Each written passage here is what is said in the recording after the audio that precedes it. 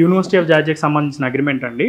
ఇది నేను చూపించడానికి గల కారణం ఏంటి అంటే, మీరు ఏ యూనివర్సిటీలో అయినా అడ్మిషన్ తీసుకోండి, ఏ కంట్రీకైనా పంపించుకోండి, పంపించుకునే ముందు ఆ సంస్థకి ఆ యూనివర్సిటీతో ఉన్న అగ్రిమెంట్ ఏంటి అని చెప్పి వెరిఫై చేసుకోవాలి. ఎందుకంటే అగ్రిమెంట్లో ఫీ స్ట్రక్చర్ అనేది ఉంటుందండి.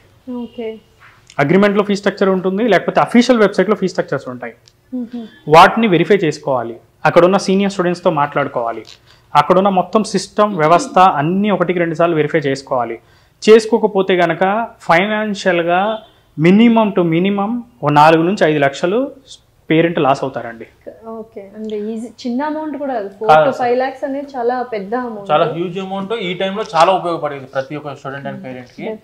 అండ్ ఇందులో ఇందాక సార్ చెప్పినట్టు సీనియర్స్ అనేసరికి నాకు గుర్తొచ్చింది ఏంటంటే, మాకు ఇప్పుడు ఎవ్రీ ఇయర్ నేను చాలా మంది పేరెంట్స్ ఒక 10 నుంచి 15,000 మంది, ఇంక్లూడింగ్ అందులో డాక్టర్ స్టూడెంట్స్, డాక్టర్ వాళ్ళ కొడుకులు కూతురు ఉండడం జరిగింది, పోలీసు వాళ్ళకి సంబంధించిన డిపార్ట్మెంట్స్ వచ్చిన వాళ్ళు ఉన్నారు, at the same time business mans ఉన్నారు, వీళ్ళందరినీ కావడం జరిగింది. కొంతమంది ఏం చేస్తారంటే, కొన్ని కన్సల్టెంట్ తప్పుగా అనుకోకండి, ఇందులో కొంతమంది కన్సల్టెంట్స్ వల్ల నిజంగా మాలాగా జెన్యున్ గా వర్క్ చేసుకొని పర్ఫెక్ట్ యూనివర్సిటీ, మంచి ర్యాంక్లో ఉన్న యూనివర్సిటీని ప్రొవైడ్ చేద్దాం అనుకున్న కన్సల్టెంట్కి కొన్ని ఇబ్బందులు జరుగుతూ ఉన్నాయి. ఇప్పుడు రీసెంట్గా మొన్న ఒక 3 days బ్యాకే ఒక 15 మంది పేరెంట్స్ రావడం జరిగింది. మన ఇప్పుడు TBCలో ఉన్న యూనివర్సిటీస్ అన్ని, లేకుంటే కుటైసీలో అని, ఎక్కడైనా కూడాను అక్కడ చదువుకుంటున్న యూనివర్సిటీస్లో ఉన్న స్టూడెంట్స్ ఎవరైతే ఉన్నారో, ఇక్కడ ఉన్న కన్సల్టెంట్కి డైరెక్ట్ అగ్రిమెంట్ లేదు అక్కడ. ఇది ఇందాక సార్ చెప్పినాక నేను చెప్తున్నాను మీకు, అది డైరెక్ట్ అగ్రిమెంట్ లేని కన్సల్టెంట్ దగ్గర మీరు వెళ్ళినప్పుడు ఏంటంటే, ఆబ్వియస్గా ఇప్పుడు మనది ఉంది, for example వీసోర్స్ education consultants private limited అని చెప్పేసి మన ఇండియన్ గవర్నమెంట్ ద్వారా గుర్తింపు పొందింది.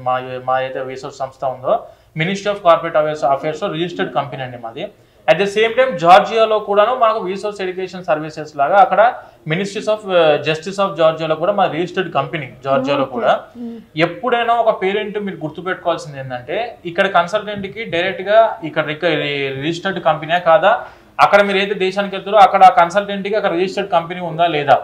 ఎందుకంటే అంటే ఇక్కడ ఉన్న కన్సల్టెంట్ డైరెక్ట్గా ఏం చేస్తానంటే, మొన్న జరిగిందండి, చాలా బాధ అనిపించింది నాకు అది. ఆ రోజు $2,500 అంటే ఉన్న యూనివర్సిటీ 1 year ఫీజు ఏదైతే ఉందో మొత్తం క్యాష్ రూపంలో రిసీవ్ చేసుకోండి ఇక్కడ కన్సల్టెంట్.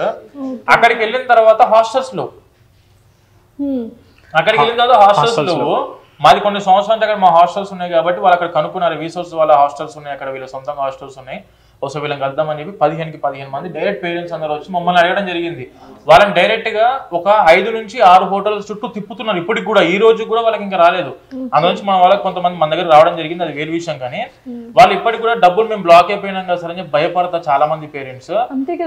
చాలా అది ఏంటంటే, ప్రతి ఒక్క పేరెంట్ కూడాను డైరెక్ట్ యూనివర్సిటీతో అగ్రిమెంట్ ఉందా లేదా, ఇక్కడ మన రిజిస్టర్డ్ కంపెనీయా కాదా, అట్ ద సేమ్ టైం ఆ దేశంలో కూడా ఈ వీళ్ళకు సొంత కంపెనీ ఉందా లేదా, వీళ్ళ సొంత హాస్టల్స్ ఉన్నాయా లేవా, ఫుడ్ మనది అవైలబిలిటీలో ఉందా లేదా, క్లైమేటికల్ కండిషన్స్ మన ఇండియన్ గవర్నమెంట్ ద్వారా క్లైమేటికల్ కండిషన్ అంటే ఇండియాలో ఏ విధంగా అయితే క్లైమేటికల్ సిచ్యువేషన్స్ ఉంటాయో ఆ క్లైమేటికల్ సిచ్యువేషన్స్ కి కరెక్ట్ గా సరితూగే విధంగా ఉందా లేదా, అండ్ ప్యాటర్న్ ఇంగ్లీష్ ప్యాటర్న్ లో ఉందా లేదా, English medium of instruction, at the same time syllabus అంతా మనకు ఇందాక NMC రెగ్యులేషన్స్ లో ఉన్న సిలబస్ ఉందా లేదా, ఇవన్నీ క్వశ్చన్స్ అండి. దీనికి పర్ఫెక్ట్ గా ఆన్సర్స్ తీసుకొని 1-2 సార్లు మళ్ళీ వెరిఫై చేయండి, అన్ని వెరిఫై చేయండి. ఎందుకంటే వెరిఫై చేసుకోకుండా మనం ఆవేశపడి మన ఇంటి పక్కన ఒక స్టూడెంట్ అక్కడ వేరే దగ్గరికి వెళ్ళిపోయాడు, లేకుంటే మా ఫ్రెండ్స్ వేరే వాళ్ళు ఒక యూనివర్సిటీలో ఉన్నారు, అట్లా చాలా మంది వాళ్ళు మిస్గైడ్ అవుతున్నారు. నేను క్లారిటీ ఇస్తున్నా, ఇది 1-2 సార్లు వెరిఫై చేసుకొని ముందుకు వెళితేనే స్టూడెంట్ కి లైఫ్ అనేది బాగుంటుంది, ఎటువంటి ఇబ్బందులు ఏం లేకుండా.